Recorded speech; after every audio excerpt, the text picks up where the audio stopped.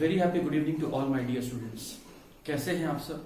उम्मीद करता हूं अच्छे होंगे, सेफ होंगे, हेल्दी होंगे, नवरात्रा को एंजॉय कर रहे होंगे, लेकिन साथ ही साथ अपने पढ़ाई को बहुत अच्छे से पूरा भी कर रहे होंगे। स्टूडेंट, आज हम लोग अपने फिजिकल केमिस्ट्री का 3rd चैप्टर स्टार्ट करने जा रहे हैं, जो आपके एनसीईआरटी में ये 5th चैप्टर दिया हुआ है, लेकिन हम लोग अभी तक 2 चैप्टर पढ़े हैं, तो उस हिसाब से ये हम लोग का 3rd चैप्टर होगा। और जो 3rd चैप्टर आज हम लोग डिस्कस करने वाले हैं, उस चैप्टर का नाम है सरफेस केमिस्ट्री। अगर मैं आपके एकेडमिक पॉइंट ऑफ व्यू से बात करूं, अगर मैं आपके एग्जैक्ट बोर्ड के एग्जामिनेशन पॉइंट ऑफ व्यू से बात करूं, तो इस चैप्टर का जो वेटेज है वो 5 मार्क्स का है। मतलब इस चैप्टर से जो क्वेश्चन पूछा जाएगा वो 5 मार्क्स का पूछा जाता है।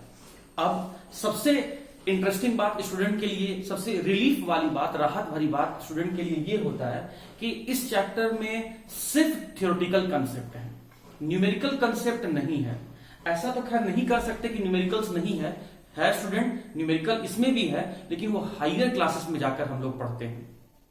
अगर मैं आपके 12 पे बात करूं तो इसमें आपको न्यूमेरिकल्स नहीं पढ़ना है, तो कंप्लीटली थियोरेटिकल चैप्टर है। आप चैप्टर को अगर एक बार समझ गए तो लिटरली स्पीकिंग ये चैप्टर है बहुत आसान। बस आपको समझना है, कॉन्फिडेंस को बरकरार रखना है, और जिस तरीके से आप हार्ड वर्क कर रहे हैं स्टूडेंट, उसी तरीके से करते रहिए। अपने कॉन्फिडेंस को, अपने एनर्जी लेवल को कम मत होने दीजिए। तो आइए अब हम लोग स्टार्ट करते हैं अपना 1st चैप्टर सरफेस केमिस्ट्री। इस चैप्टर में हम लोग पहले कुछ टर्मिनोलॉजी को देखेंगे, कुछ डिफरेंट टर्म्स को हम लोग स्टडी करेंगे। जैसे सबसे पहले लिखा हुआ है इंटरफेस, तो आइए देखते हैं स्टूडेंट कि इंटरफेस क्या होता है। इस इंटरफेस को समझने के लिए हम लोग सबसे पहले एक बीकर कंसीडर कर रहे हैं, एक बीकर कंसीडर कर रहे हैं, और इस बीकर में हम यहां पर लिक्विड ले रहे हैं। ये लिक्विड के फॉर्म में अभी हम लोग यूनिवर्सल सॉल्वेंट वाटर को ले रहे हैं। हो सकता है कि आप यहां पर लिक्विड के फॉर्म में वाटर न लेके आप यहां अल्कोहल ले सकते हैं, आप यहां बेंजीन ले सकते हैं, आप यहां क्लोरोफॉर्म ले सकते हैं, आप यहां फिनॉल ले सकते हैं। मतलब आप कोई भी सॉल्वेंट यहां ले सकते हैं, कोई भी लिक्विड यहां ले सकते हैं। अब जरा देखिए आप यहां पे इस बीकर के, इस कंटेनर के बॉटम वाले पार्ट में आपने लिक्विड ले लिया, आपने लिक्विड ले लिया, आपने लिक्विड ले लिया, और इसके ऊपर जो है स्टूडेंट, इस जगह में, इस वैकेंट जगह में, इस खाली जगह में गैस भरा हुआ होगा, गैस भरा हुआ होगा, गैस फिल्ड अप होगा। अब जरा इस बीकर पे गौर करो, ऊपर में गैस है, ऊपर कंटेनर के अपर पार्ट में, बीकर के अपर पोर्शन में आपको गैस मॉलिक्यूल्स दिख रहे हैं, और बीकर के बॉटम पोर्शन में आपको लिक्विड के मॉलिक्यूल्स दिख रहे हैं। बट एक बात पे जरा ध्यान देना, देखो इस जगह पे मैं थोड़ा बड़ा करके बना रहा हूं। हकीकत में फैक्ट टू दी फैक्ट पे अगर मैं बात करूं तो ये वाला जगह बहुत पतला, बहुत बारीक होता है। मैं थोड़ा सा यहां पर बड़ा करके बना रहा हूं ताकि आपको क्लियरली दिख सके। तो देखिए, इस ऊपर वाला और इस नीचे वाले सरफेस के बीच में एक बहुत पतला सा लेयर होता है, एक बहुत बारीक सा जगह होता है, जहां पर गैस के मॉलिक्यूल्स भी, माय डियर स्टूडेंट ध्यान देंगे, ये मैं गैस के मॉलिक्यूल्स को बना रहा हूं। इस पतले से जगह में गैस के मॉलिक्यूल्स भी मिल रहे हैं, साथ ही साथ हमें लिक्विड के मॉलिक्यूल्स भी मिल रहे हैं। तो वो जगह जहां पर दोनों फेज के मॉलिक्यूल्स पाए जाते हैं, मैं फिर से बोल रहा हूं, जरा गौर करना इस बात पे, वो जगह, वो एरिया, वो प्लेस, वो बाउंड्री, वो क्षेत्र, वो प्लेस जहां पर दोनों फेस के मॉलिक्यूल पाए जाते हैं, उसी जगह को, उसी एरिया को, उसी प्लेस को, उसी बाउंड्री को, उसी क्षेत्र को हम लोग इंटरफेस के नाम से जानते हैं। इंटरफेस के नाम से जानते हैं। इंटर का तो मतलब ही होता है डिफरेंट, और फेस का मतलब होता है प्लेस। वो प्लेस जहां पर दोनों अलग अलग फेस के मॉलिक्यूल्स पाए जाते हैं, उसी जगह को हम लोग इंटरफेस कहते हैं।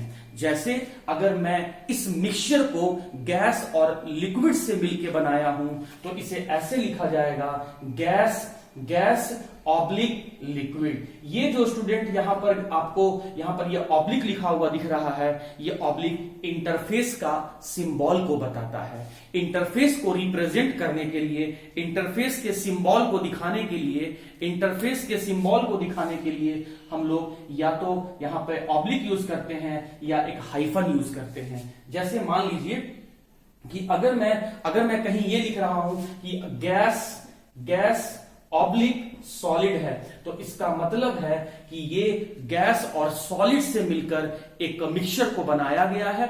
और ये इंटरफेस, ये ऑब्लिक बता रहा है इंटरफेस को, मतलब वो बहुत पतला सा जगह, वो बहुत बारीक सा जगह, वो बाउंड्री, वो प्लेस, वो एरिया जहां पर दोनों मतलब गैस और सॉलिड दोनों के मॉलिक्यूल पाए जाते हैं, उसे ही हम इंटरफेस कहते हैं। तो उम्मीद करते हैं स्टूडेंट इंटरफेस का मतलब समझ में आ गया होगा। अगर इंटरफेस को आप तोड़ के समझना चाहें तो इंटर का मतलब होता है डिफरेंट और प्लेस का मतलब होता है, फेस का मतलब होता है प्लेस। डिफरेंट किसके लिए कहा गया? मॉलिक्यूल्स के लिए। दोनों अलग अलग फेज के मॉलिक्यूल्स जिस प्लेस पे पाए जाएंगे उसे इंटरफेस कहेंगे। दोनों अलग अलग फेज के हैं, इसीलिए सेपरेट करने के लिए हम लोग यहां पे हाइफन या ऑब्लिक को यूज करते हैं। अब समझिएगा बात को।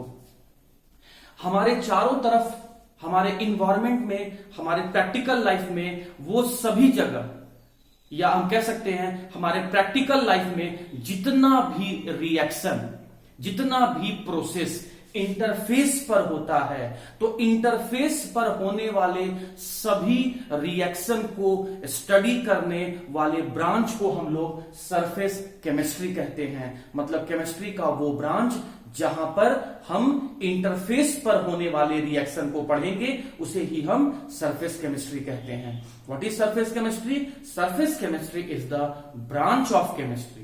Surface chemistry is the branch of chemistry where we study all the process taking place at the interface.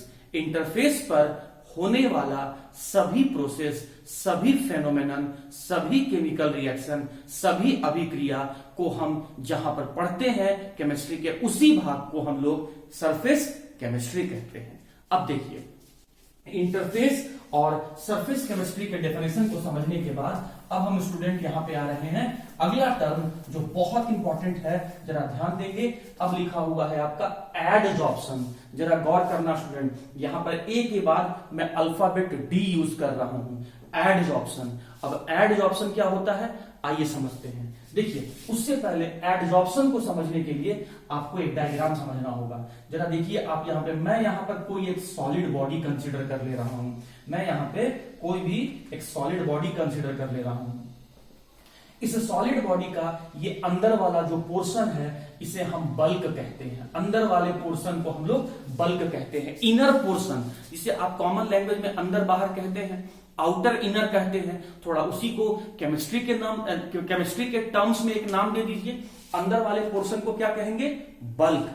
और बाहर वाले पोर्शन को क्या कहेंगे? सरफेस। बाहर वाले पोर्शन को हम लोग कहते हैं